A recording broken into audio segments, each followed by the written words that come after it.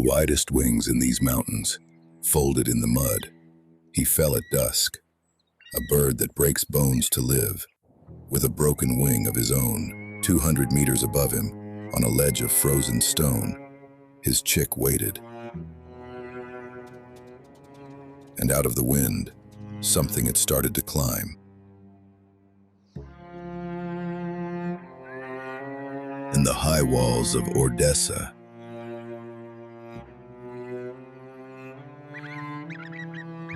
lives the last of the old giants.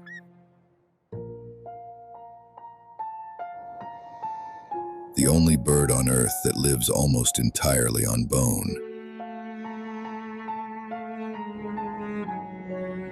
They call him the Bone Breaker.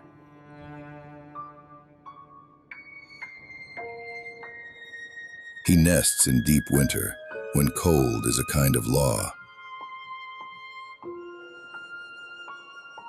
His nest is branch and sheep's wool, a small fort, built to hold warmth against a sky that wants it back.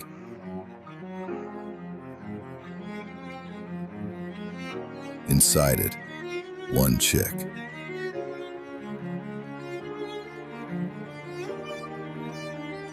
In these mountains, the wild keeps only one. It began over a thermal.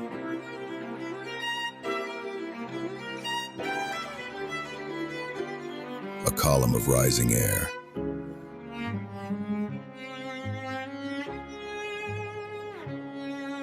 And two great birds who both wanted it.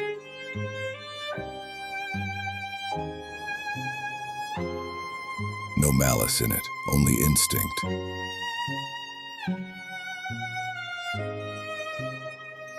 And the cold arithmetic of two kings in one breath of sky.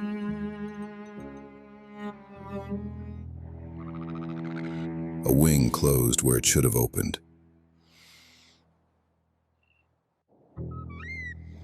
And the Bone Breaker came down 3 meters of wing.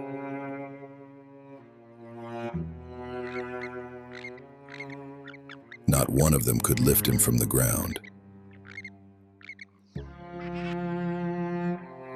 Above him, the light was going, and the cold was already at the ledge. On the cliff, the cold fell past the point where waiting is living.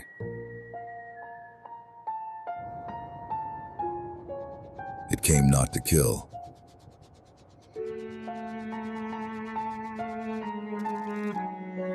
but to live. A marten.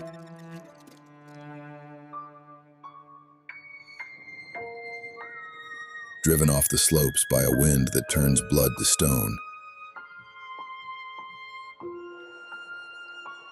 Climbing toward the one warm thing on the wall.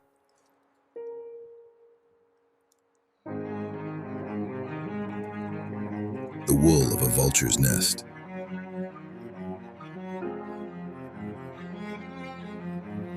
Two animals, one ledge, the same cold.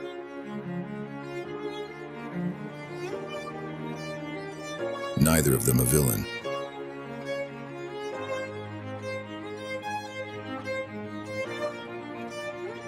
Both of them running out of time. Far below, the people who watched these nests saw the signal change.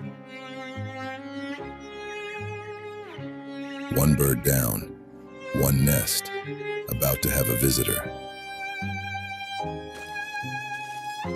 They did not come like heroes. They came down the wall as shadows. Slow, roped, patient, and the wall spoke for them.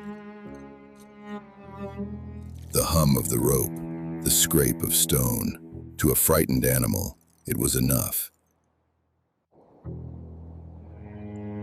The marten drew back into a crack in the rock.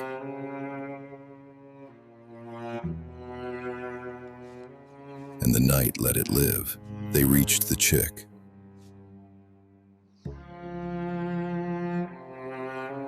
They reached the bird. They ask nothing of either.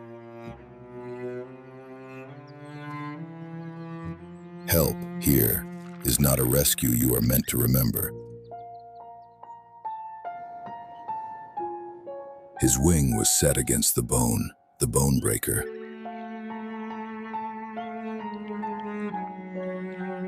Mended by the thing he had spent his life shattering. But the chick faced a stranger danger than the cold, us. A wild bird that learns the shape of a human face is a bird that can never go home, so it never saw one.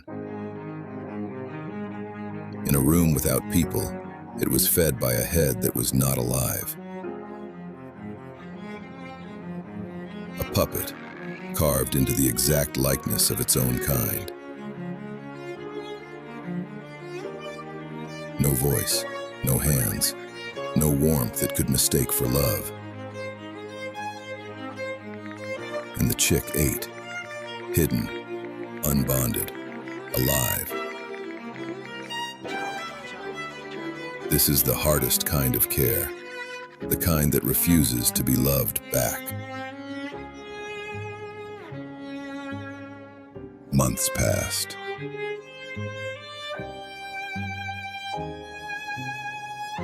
On a summit lost in fog, the wing was whole again. But a healed wing is not the same as a wild one. They opened the crate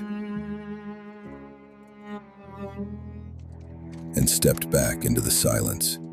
He did not rush. He listened. The way a wild thing listens before it trusts the sky. Was the wild still in him? The next few seconds would answer. He did not look back. He owed us nothing. Not a glance. Not gratitude that was never his to give. He stepped to the edge of the world, opened the widest wings in the mountains, and the wind he was named for took him. He did not fly away. He vanished into the fog, into the cold, into the sky that was always his. The perfect rescue leaves no trace, not in the animal, not in the wild, and far below.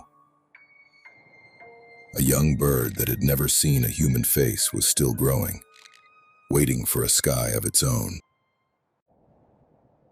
The story is fictional. The wild it honors is real.